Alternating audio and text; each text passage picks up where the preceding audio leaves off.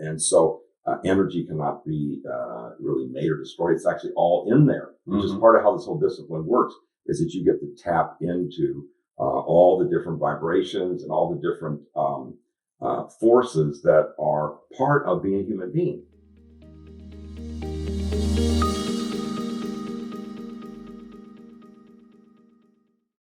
You're listening to Bulletproof Radio with Dave Asprey.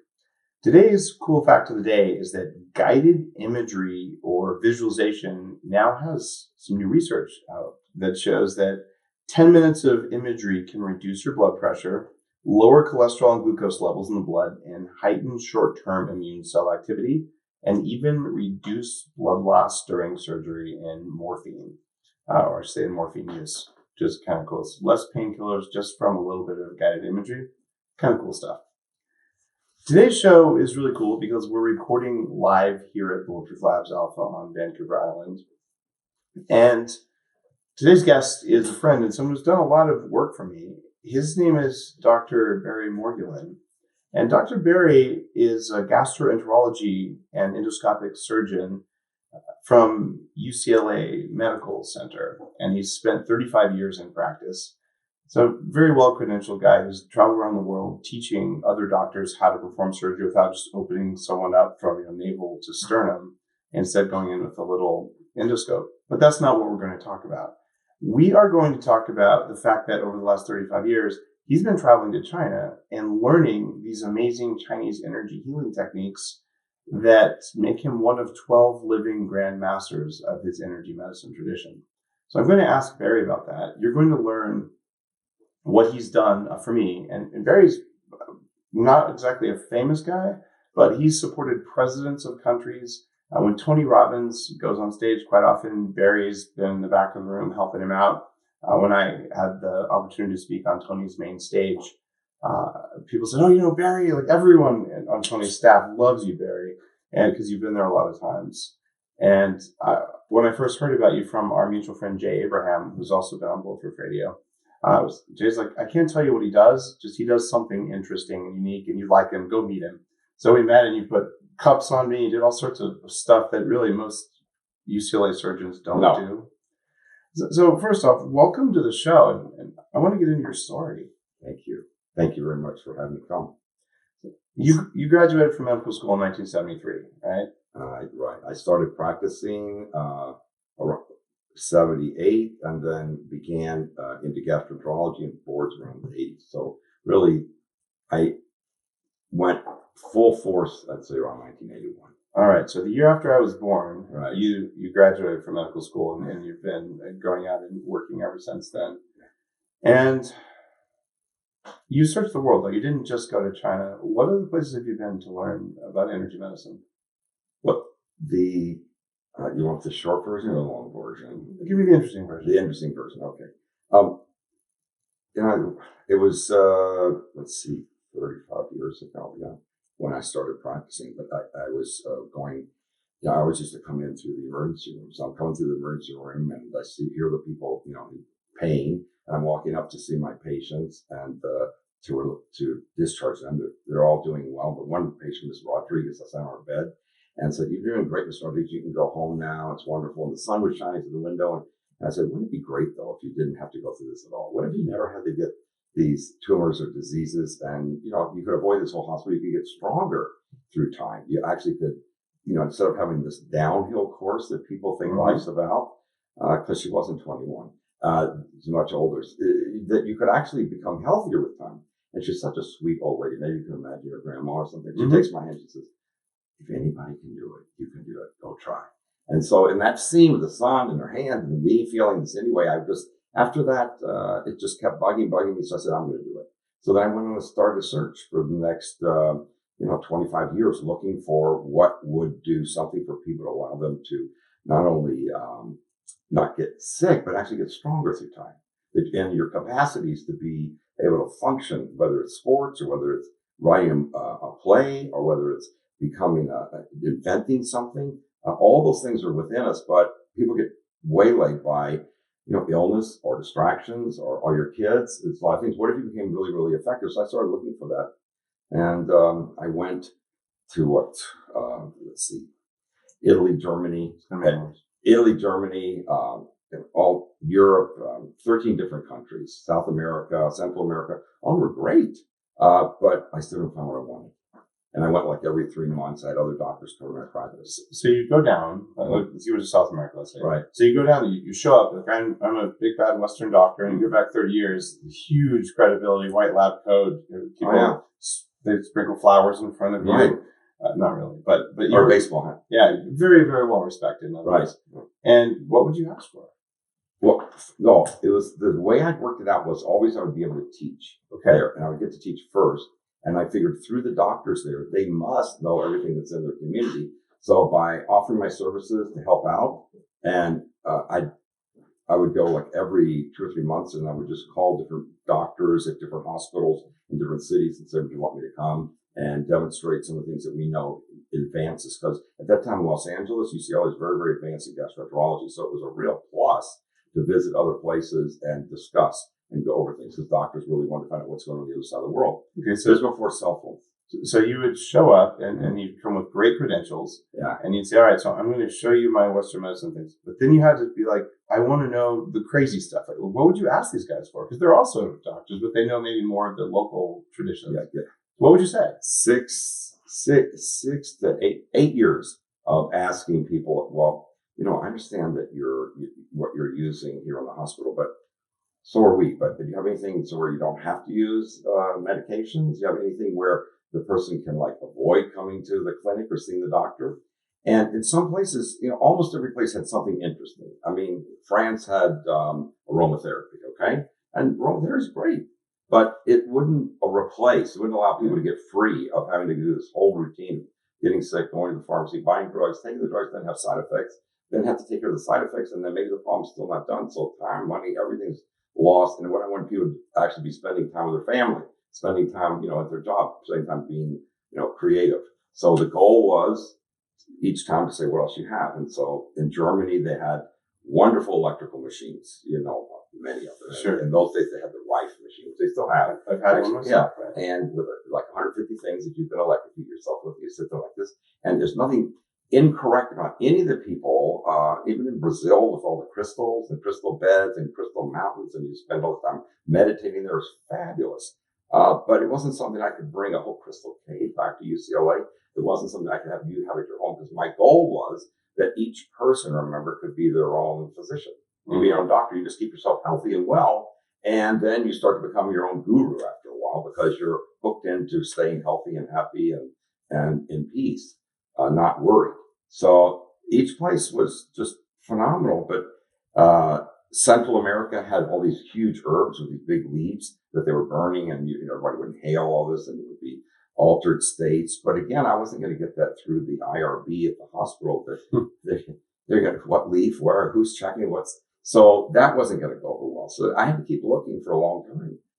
And it wasn't until I think after about 8 years, I decided that I don't think there's any other place. I think I'd logged up to 150,000 miles. Wow.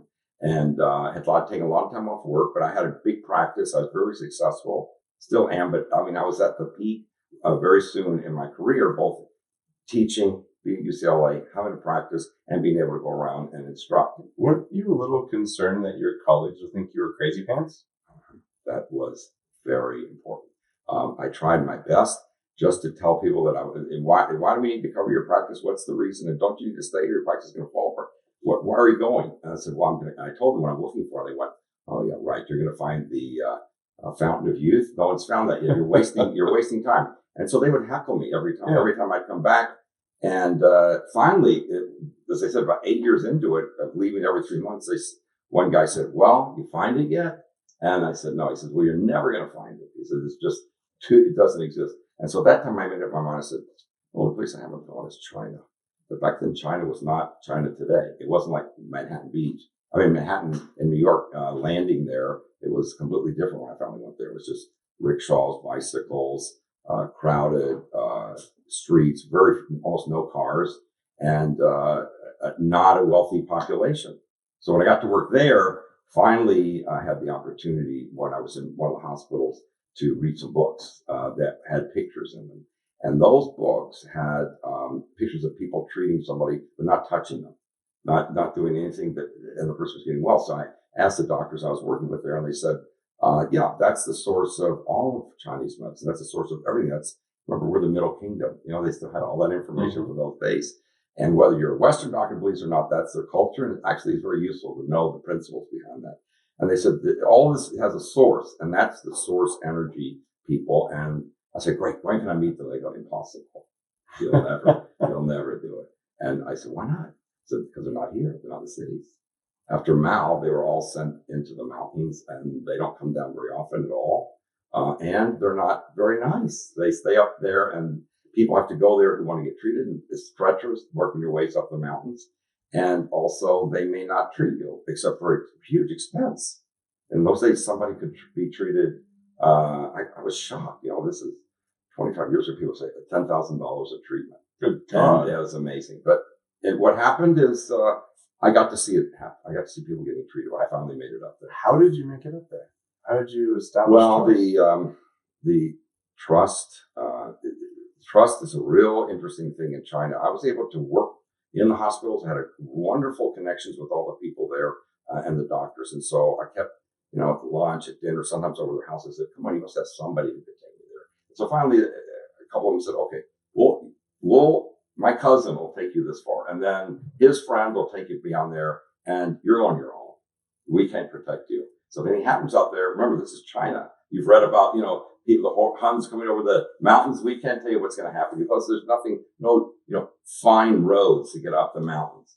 So I didn't care. I really had been looking for so long. There's no cell phones. There's no way no cell phones. Nothing.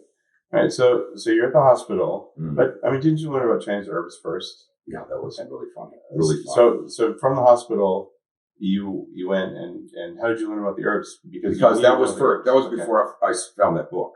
So, because I asked them, remember, every city I would go into, I'd ask the doctors, okay, what do you have different? What do you have that you use instead of, routine Western medicine, pharmacopoeia, surgery?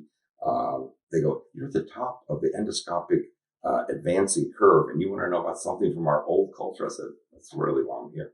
And so they said, okay, what you can do is we have a nearby traditional Chinese medicine hospital. In there, they have acupuncture, herbology, and some massage, some acupressure. So they said, if you want to go there, great, go ahead. We'll set it up for you. So I actually worked in the pharmacies there.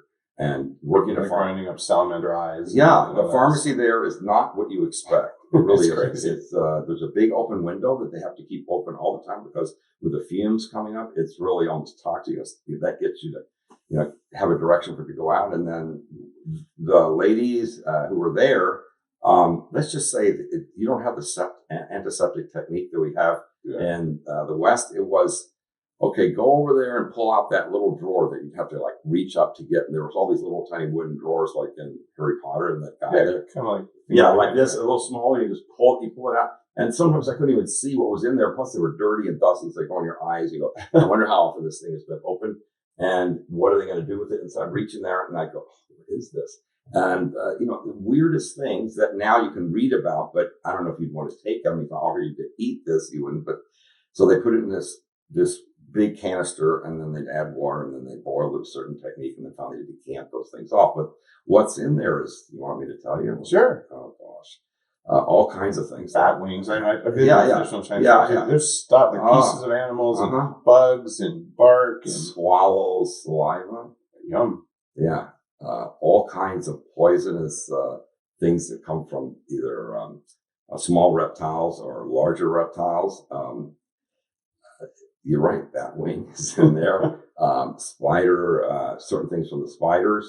And it was so fascinating to me that they could make these potions. And then I would go upstairs with the pharmacist afterwards and with the nurse, and we'd roll this cart twice a day, and we stand in the patient's bed and say, okay, drink this. And we'd have to watch them drink their medicine, okay? It's and disgusting. So while I was there, I had to try it. I said, well, you're here. I'm going to see what this is like. The patient looks like they're tolerating it. So I tried to drink almost every one of them, drink as much as I could and see what would happen. And let's just say you really have to want to get well with that regimen because the taste is unbelievably not okay. And I think my experience of herbology, though, was that a lot of patients got a lot of benefits.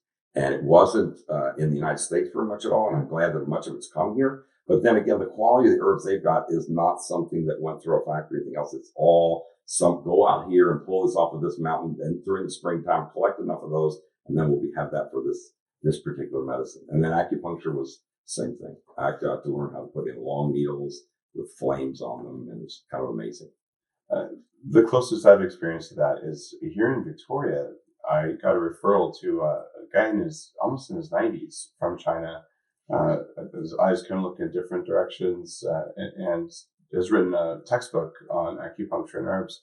Same thing, really long needles, all that sort of stuff. It was the first real acupuncture session. Yeah, that's the old stuff. That's the best stuff. It was phenomenal. I felt like it was like my energy skin fell off my body and into the floor. It was the strangest feeling. And afterwards, he wrote something in Chinese to take it to the Chinese herb store. And they opened the drawers and they gave me these big paper things full of weird stuff to boil. Tasted like ass. Terrible. I think it made me better, but Probably. It was unpleasant. It definitely was unpleasant. So how am I going to bring that back to UCLA? It's not going to work. It's not something and my goal always was, of course, it was fascinating to learn, meet people who are so committed to having these disciplines work. And but they all had drawbacks. I mean, when you're doing the acupuncture thing you're talking about, when we did the long needles, you say long, like 4 or 5 inch needles going into organs and things. Wow. Plus surgeries doing those. Yeah. Wow. But when we did them in clinic, which was like 3 times a day, it's not like one person's getting treated. There's like one bed here, and then 3 feet away is another bed, and another bed. So you can imagine needles are going this one. You light all the herbs on top of those needles. Moxibustion. The needle, well, there's different kinds of moxibustion, but this is one kind, right? And then put the needles in this one and the next one. So imagine 15 people in a room with all this smoke going up and a little tiny window in the floor they're on or in the clinic for it all to escape. So when you'd walk in the acupuncture area, it was like completely like this. You had to be used to seeing all kinds of smoke. Wow. Can you see that here? Is it mostly mugwort, or what do you use for moxibustion? All sorts of herbs? Yeah, a lot of different. Yeah. That was fascinating, what different types of herbs that they use. None of them smelled like the moxibustion we have in the U.S. now. They're all quite strong, which is what I'm saying. If you got a whole cloud of that in front of you from a lot of different people, you'd go, this is a lot of smoke to be breathing in. But I said, I'm here for a period of time. I want to see this. I want to know what it is. And everybody else seemed to be doing okay. Plus, when they went outside, they were smoking cigarettes in between. So, it's very big in the Orient, especially China, smoke cigarettes.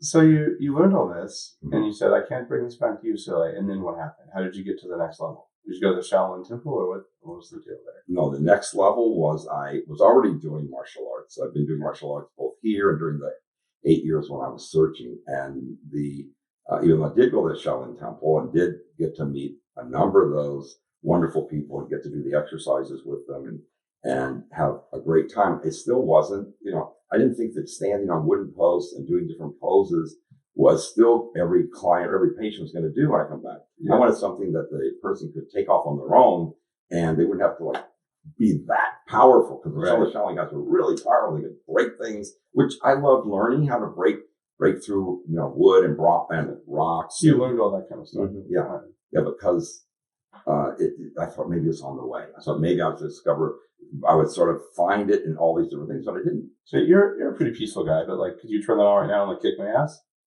I wouldn't do that to you, Dave. Of course you wouldn't, but could you? I mean, you still have that. You can't say that to your friend. No. I of course you wouldn't. We're friends, but in other words, you walk around, you're a very, very peaceful guy. Right. But do you have that the ability that if somebody actually. Yeah, it's one of the things that's really, it's one of the really things that's important with this discipline that I'd love for everybody everywhere to have at their fingertips, is that you get this ability to be 360. Mm-hmm. So instead of just being, hi, I'm here with you, you're not just sensing this, which is part of the whole program. You're sensing here, and you're actually sensing behind you too. Mm-hmm. So if you have all those sensors on, which some people go, I didn't know I had those sensors. Well, this is what it's about. You have someone enters this field, you'll notice it. You'll notice it over there. The other day, Krista, who was with me, executive, one of your assistants, right? Yeah, we're going through the airport and we're talking, and then I just said to her, "What is the where are we supposed to, which one of these kiosks are we supposed to go in to board the plane?" And she said, "Let me check the ticket," because we got so engrossed we didn't even know where we were exactly, but we knew we were in the right terminal. And she says, okay, number. I said, that's it right there, right in front of it. She goes, you did it again. Serendipity. All of a sudden, even though you're involved in something that is completely different than, knowing where you are in an airport, part of you is still picking that up. And so then when we stopped in that place, we actually stopped at exactly the place that would support us. So we didn't lose any time. We got to do two things at once. So you have the situational awareness, and you still have your martial art sort of background, but and some of the things we were doing earlier.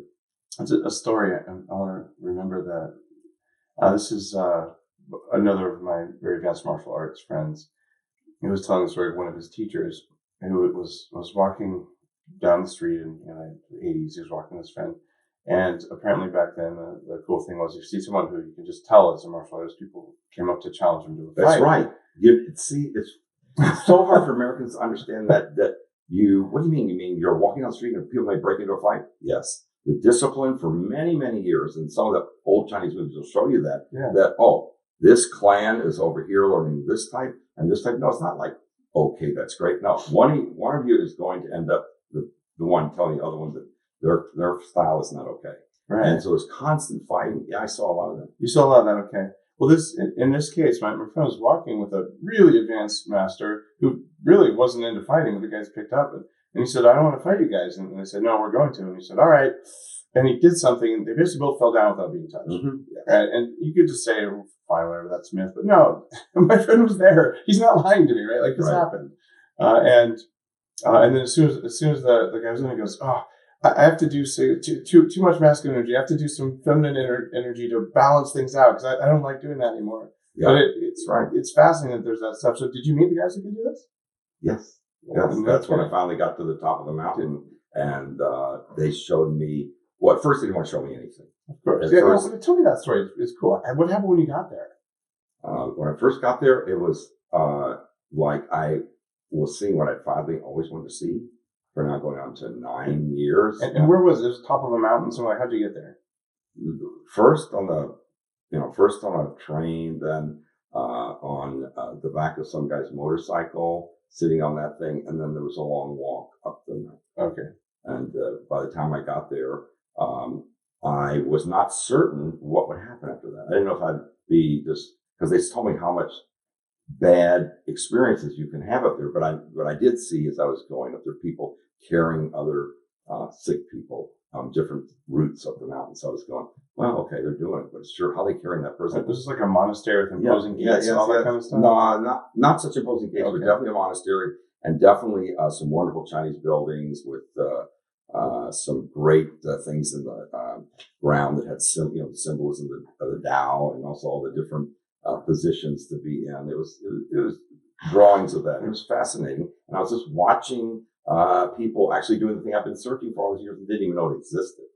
So finally, I knew it existed. So this was like the greatest experience. I was like happy, and they didn't even act like I existed. And here's back then in China, if you're a Westerner, usually you get a huge amount of attention. I mean, when I first went there, they're like, I want to take a picture with you. That's right. Because I've never seen someone so tall. Yeah, in the cities. Almost 20 years ago, right? But, right. When I was in the cities, when we played with kids, it was wonderful. Everybody wanted to touch you, hold on, to take a photo. Wonderful. But up here, remember their MO was that you really don't belong here. So why are you here? Huh? So they would ignore you all completely. Completely. But they let you in. They didn't kick me out. Okay. Let's put it that way. Right. And so I went, do I want to stay here with all this non-appreciation connection? And of course, I have a voice in the back of my head back then. Not so much now, but it's going, hey, they shouldn't be treating you this way. What is going on? They should at least have some courtesy. Rodney Dangerfield, no respect. Yeah, no respect. But then, I said, I'm so excited about being here. I didn't care. And I remember the first days when I was watching them and seeing all the different things that could happen and wounds being healed right in front of me. And as a physician, we don't have that where you could not touch somebody and heal a wound right in front of you. Did you get some cognitive dissonance? Like, did you question, am I really seeing this? Like, did you trust yourself? That's why I had to stay more. I took lots of notes and I had to keep coming back. And they didn't throw me out. They sort of looked at me and a little slight sneer. The sneer got less after a few days, but mostly they it was almost no one to even ask a question to, because they really don't want anybody there unless you were going to be treated for some illness or some problem or some thing you need to break through on in your life. And also, there was the people who were there trying to get trained, and then there's the grandmaster, and then his first lieutenants under him, and no one else supposed to be there for a lot of reasons. Did they give you a bed? Like, how did you sleep and eat and things like that? Maybe the first week or something.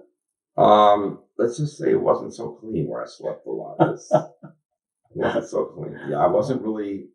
Yeah, it was sort of like a barracks, but not really a bed. It was just like a board that I slept on, but it was okay.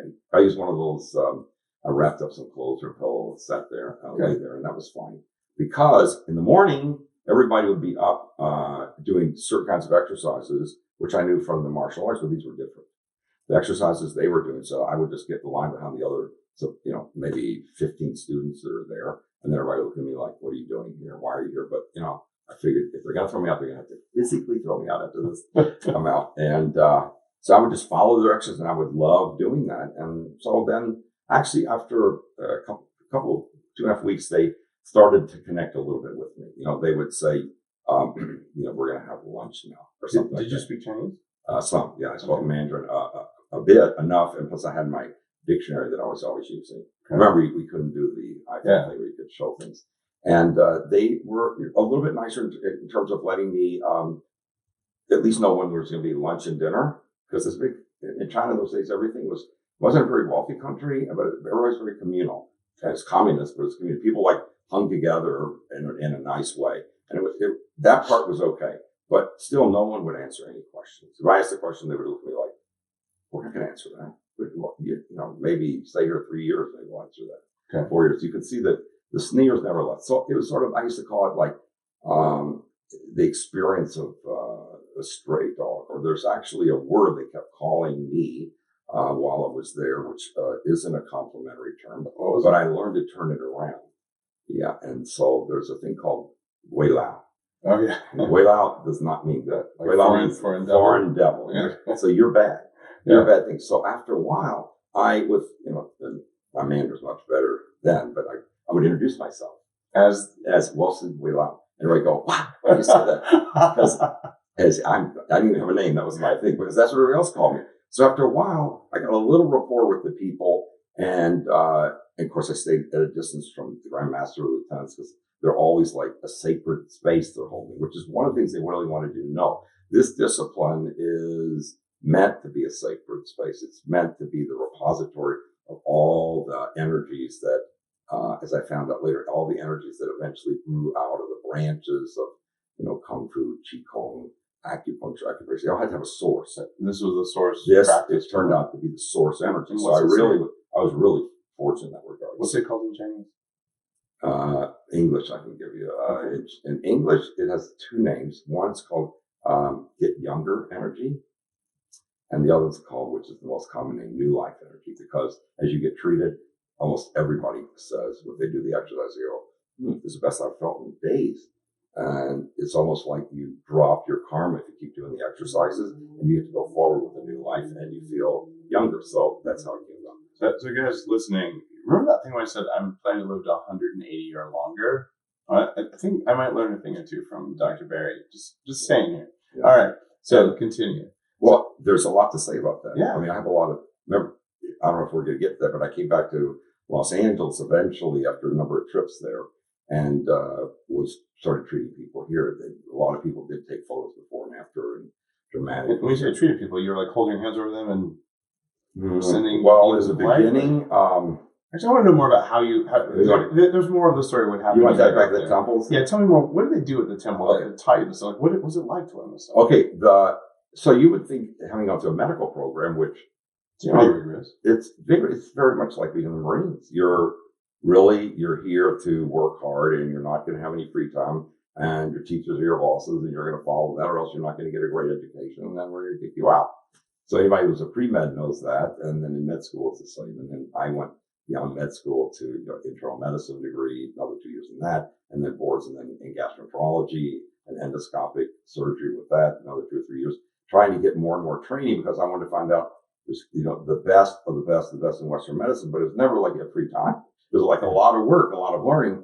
And you might say, well, if you learned all this stuff, you still have more room in your brain for that. Well, to me, I didn't like what I saw and felt every day as I walked in the hospital. I went, really, I just came in to be a doctor to help people. And I think I've got this part down, but it's not enough. It's not what people really need. People need that relief to not have to have all these things pulled in just because you get ill or you get an injury or a bone broken or something like that, which up there it was much easier to treat any kind of break. It was amazing all the breaks I saw and the deformed people that would come up from birth defects and all of a sudden their deformity's gone. I mean, there's so many stories. There's like miracle healing stuff. That's why I'm not going to talk too much about that. Let's start with the basics. Yeah, but here's the other, you're not claiming you do any of that stuff, right? You saw this. Yes. As a witness to it. Yes. It's okay to say that. I mean, you were at a place in time. Right. It's largely lost at this point, right? Yes. Right. And this happened. Either out of your crazy pants, I know pretty well you're not crazy. No, too many people have come to see me, and then I've taught too many people these exercises. Mm-hmm. You mentioned some of the people before. Yeah, you're teaching me these things, right? Right. And the exercises are all you need to do, plus be in front of the videos or listen to the audios, maybe in the car, and you can download the same vibrations. It took me, 15 years to pick up and be able to bring there. But how did I learn? I think that's your real question. Yeah. How easy was it? Not easy at all. The first time when they said they would allow me to learn, because up until that time, they sort of just tolerated me being there. And I had all these conversations on, you guys got to let me hear, America doesn't know about this. And so anyway, that part got done. And then a couple of years later, then I came back and then they said they would teach me, which was the dream come true. But they said that a lot of provisions on that, a lot of caveats. One, they said, this training is not meant for anyone to make it unless they're supposed to make it. So if you don't make it, which is what happens to 99.9% of the people, that's okay with us, including if you don't make it physically. Like, you could die. It had happened even when I'm at training. I saw that happen. You saw people, others. Yes, it really tripped me out. Because they said each one of they called it attainments or levels, is another level which you have sensors open your body. You can pull in more energy to be able to treat other people. And these sensors are basically mitochondrial channels? Some of them? The mitochondria are so important because the mitochondria, you already have all that information about the ATP, the ADP being there and generating that. Well, part of the science of all that is you have these cells that are here and you'd like for them to be nourished, and you have such great, supplements to nourish them, but also you need the environment to nourish them. And as I learned, the environment is made up of, if anybody wants to get into physics, is made up of so many great things that if you could tap into that, you would be able to have a much stronger and much more vivacious and also a much wider experience of your own life. So, you remember Einstein said that energy, nothing in the world really can be destroyed. It just changes from one form of energy to the next. If you burn a cigarette, not a cigarette, burn a herb, and then smoke goes up and the carbon fibers go up and the carbon goes away. It gets recycled into something else. So actually, he was clear that it all went around and around it. And so energy cannot be really made or destroyed. It's actually all in there, which is part of how this whole discipline works, is that you get to tap into all the different vibrations and all the different forces that are part of being a human being. But anyway, the hard part was that every single test they gave me was not fun. And every single test made me actually, it doesn't matter how positive you are, it doesn't matter how many great surgeries you've done in the United States, how many people you've taught, you're out there hanging on a mountain in the middle of cold and no one's there caring about you. And you've got to be doing either certain exercises or you've been given an assignment to figure out this koan, this koan, and you have no idea what it even means. And so you just stay out there. You come back, they're treating you worse than they treated you before they sent you out. So you're out there in like freezing cold, doing exercises. You had to. Wow, is this hardcore like out of a movie? Mm-hmm. Well, actually, some people want to make a movie. Actually, some people did make. There's a couple of movies from people that I've that done my courses that I brought back or treated personally. I think there's 2 movies about this story that I've gone through that are done. And what are the names of the movies?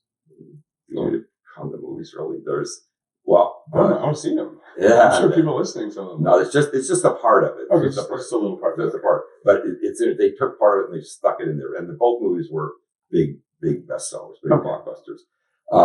But anyway, so I mean, like I think one of the attainments I had to do was you had to be able to sit in snow and like melt those and melt the snow when you're in your I would say bathing suit. It was like Wim Hof kind of stuff. Yeah, your bathing suit was not your bathing suit. It was like who brought a bathing suit? So you use your underwear sitting out there under ice all around you and there's snow there, and you've got to the next stage is, are you going to be able to pull in enough energy to keep that place warm around you and you warm also? Wow. And if you don't do that, you get pneumonia and die. Well, that's the end. That's the end of your training. Wow. And you go, well, can I have another chance or something like that? Or can't you let me do it? Well, if you failed dramatically, like you really were getting close, then they might come in and say, they'd look at you and go in disgust. Is that all you're going to do? Like, is that all you come up here? Oh yeah, always discuss this. Or sometimes we go American, and they make that sound like it means, because they wanted to see if you were going to keep reaching for this other sense that your body, these sensors that turn them on, and you do have the ability to do that. That's what the videos I've created and the audios I've created, that people listen to those before they go to bed, when they get up. It's very easy to take this in now. You don't have to spend 15 years in China trying to get all these different vibrations. You can put yourself into that top best performance and keep improving. And so that was the thing that I really noticed when I finally did get to come back to the United States. So you had these, what was the highest level challenge, the most challenging one you went through? Like eating snake venom or something? I know. Like was it the very, very... Yeah, how did you know I ate snake venom? Just a guess. I did it was more than one poison thing I had to eat and see what happens to you. And your lips would all turn numb and maybe... But I said, this thing's been around for 5,000 years. These guys are really serious about it. I said, I can tell when somebody's congruent and that this is something you should be able to do if you're pulling energy. So it really is up to me. And, I'm here this lifetime. I'd really like to make this contribution for humanity. Let's try it. Let me see if I can do it. So I'm sure, do you ever eat scorpions? 3 times in Beijing, I went to go buy a fried scorpion and they were never ready. It was always like when I was about to leave. So it's been on my list, but never ready. You know what that means? Yeah. Do you know what that means? Never ready? What? That means the chef says, we're not serving this to the public. Right. And so, more than one time we'd go to this, I'll never forget what one time we were on this river, or right next to this river, and there's actually a restaurant that's not that pretty, but at least it was a bigger restaurant than the usual ones that we would go to.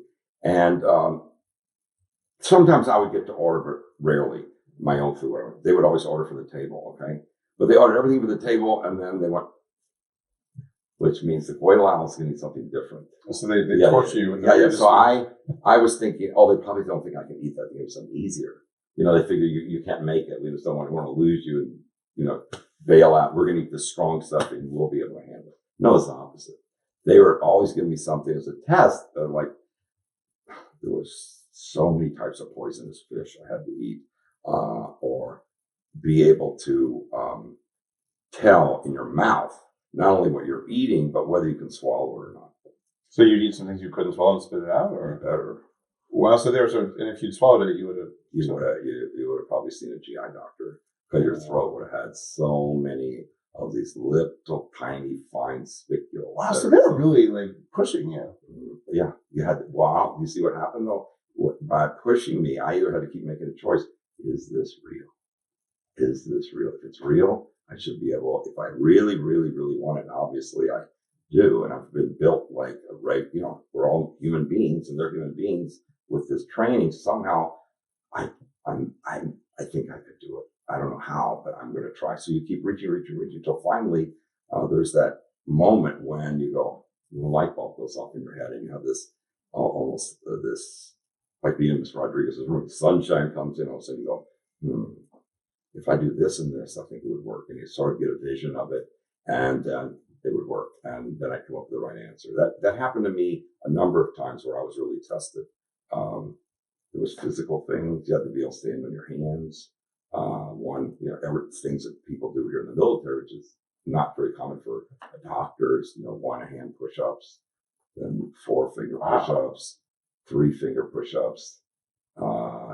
Those things, I'm not, my hands are for surgery. not for those things, but they were always intimating, which turned out to be absolutely true, is that you sort of have two bodies. You've got the one that you sort of allowed to express itself through whatever channel you came, whether you came through Brooklyn or you came through Los Angeles, you came through, Seattle. It doesn't matter whose family, where it is.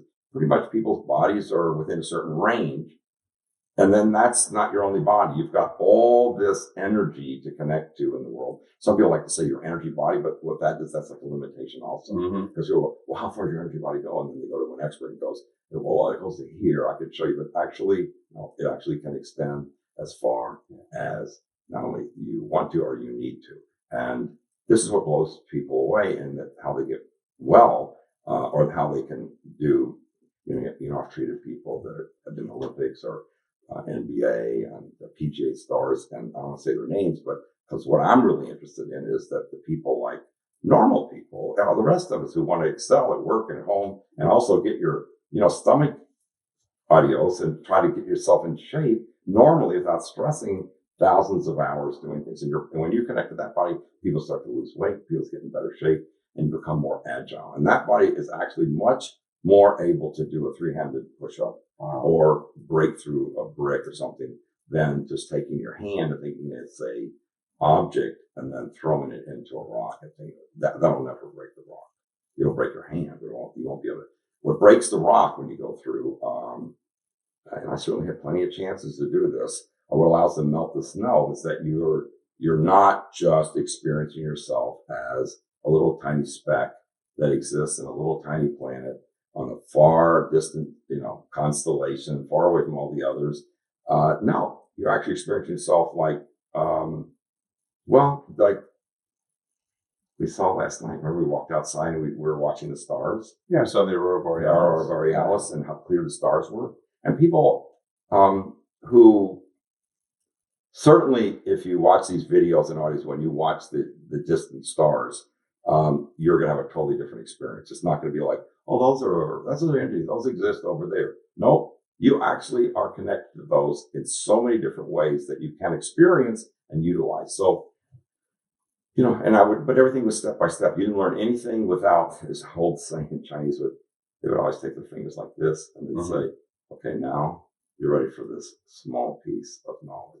And you would go, how do I learn the whole thing? The American just teach me, give me the whole medical book. Right. I'll get through. I'm an A student, please.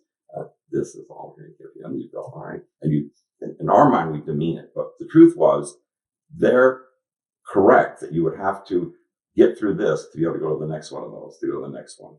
It was very, very useful. Their training program is just brutal. And as I said, I did see people, get hurt.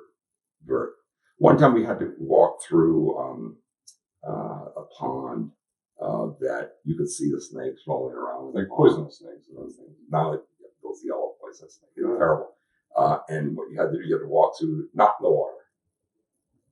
You had to walk on the water? No, you had to walk. Well, almost. When the grandmaster walked over it, I didn't see his feet touch the rocks. But I knew that when he was on the other side, he wasn't going to wait for us. He just kept walking, which is typical of the whole training program. There was always like, well, are you going to do it? Or are you going to go home? It's fine with us if you go home. So you walked through a pond. So you walked through a pond, you had to step foot on the next rock, the next rock, the next rock. Many of them were wet.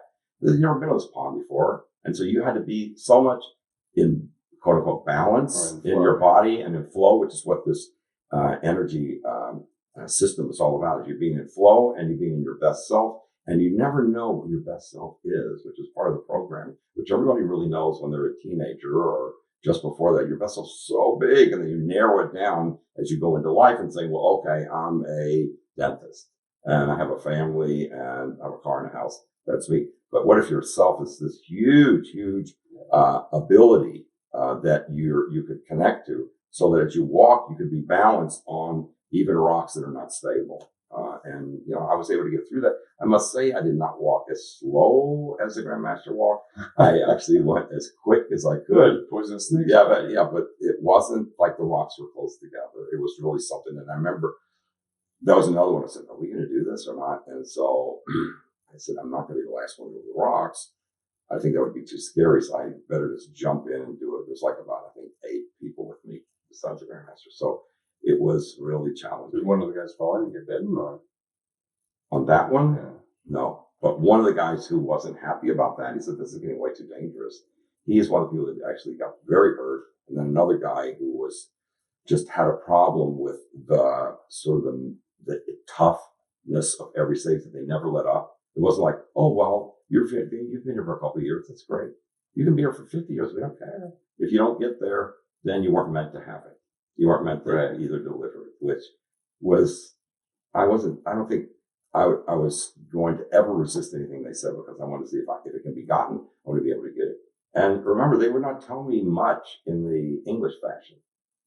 It was all in the, how much could you pick up from what you just saw? How much could you pick up from what you just felt? How much could you pick up from what you hear? Training. Not just feeling it, but sensing what else is going on, what else you see, what else happened. Did you notice how the atmosphere in the room, even though there's no reason for it, all of a sudden took on a glow and all the walls are glowing for about 5 minutes? Did you pick that up? Did you notice the difference in smell in the room? Like, so they're training your awareness. Well, and the energy that you actually, people notice that. The people that I've trained and the people that do the videos and audios often speak about that. I speak about, it's like this better smell comes out while I'm doing my exercise. I said, yeah, it's almost like you're next to the ocean and you're getting some type of wonderful perfumey oxygen. And why is that? Well, if your body's operating in that equilibrium, you're not making so much toxic waste.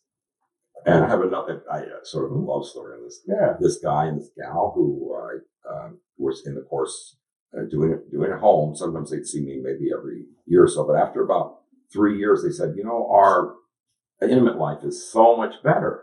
I said, really? That's great. Fantastic. I said, that's part of this discipline, that you get to feel your partner and be closer to him or her, whoever you're related to. They said, but it's really funny. When we kiss in the morning in bed, we don't have bad breath at all.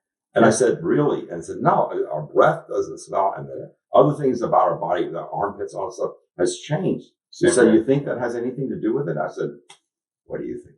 What do you think? How else is that going to happen? The body runs better. You didn't change your diet. Yeah. So all of a sudden your organs are now functioning correctly.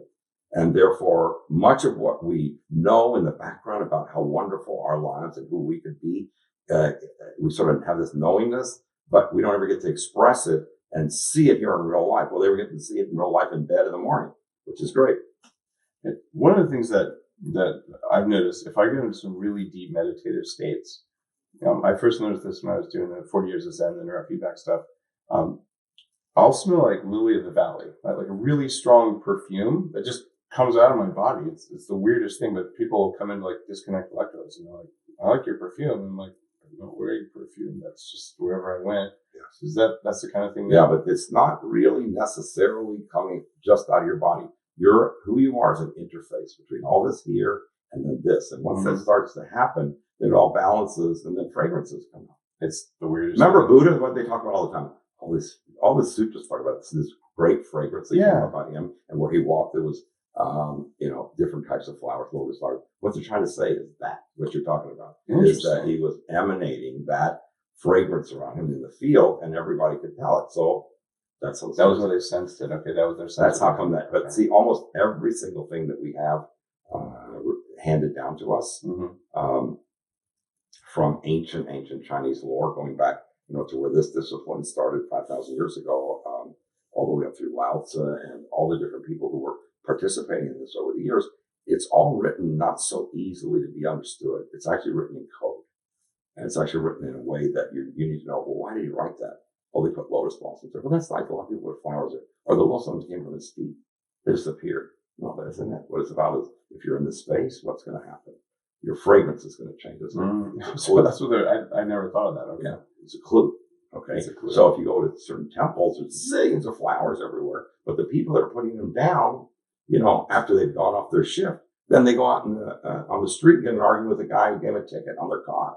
Because they felt they did the flower part, the homage, and that was going to be your connection to, which is a wonderful thing to do, to whatever you experience that you want to have happen in your discipline, whatever your spiritual or physical discipline is, that you're using some fragrances from flowers, or you say you're doing meditation. But then you'll notice people that come to me always, they say, I'm doing a meditation class and it's really tailored for me and I like it. And it's just, I've been doing it for a long time. And I understand that this discipline that you're offering people is a fast route to enlightenment. I said, yeah. I said, but well, how are you doing with the meditation? He said, well, I notice I stay in a great state for about an hour until somebody gets me upset after I leave. And then I still can't control the anger or upset that just sort of reflexly happens. That's the forgiveness thing. Yeah. And I've gone through, my church, I've gone through other disciplines to try to catch this. Would this fit in? And I said, yeah, whatever. It has nothing to do with religion. It has nothing to do with race. It's all who we are as people. So actually over the years, I've had every race, every ethnicity come through there, So you talk about a fast path to enlightenment. So you went through all this aggressive training. So, do you consider yourself enlightened? No, I think enlightenment's a process, but at least I know where the road is. At least I know. At least I know what the path is, and I know that we're on a mountain that has no top. It has to be that way. So it's a continuous process. Yeah. Well, if you look in the universe, just go ahead and look out there. You'll see that. Doggone it, it's expanding and it keeps expanding. And then people found out that the more we study it and try to get closer to the end of it, infinity keeps going farther and farther out. How's it happening? Because we're part of the whole dynamic. As we like looking at the back of your head, is what we're trying to do. But that's simplifying. Physics is fantastic to support this entire system. And that's why it was so wonderful for me as I would get back and see problems when I came back to the United States and would treat people in my office before I created all these videos and audios for people just to use at home, that people get such benefit. And then you have other things that we go on and stay with them. Mm-hmm. So it wasn't like, if you went to a surgeon, they cut out, which is me, cut a tumor out of your stomach or something. Well, then that's it. You just go on your next day and you didn't know you had it. It was there. You aren't any better. But with this, everything you do, even for an illness, you get better because your whole system is going better.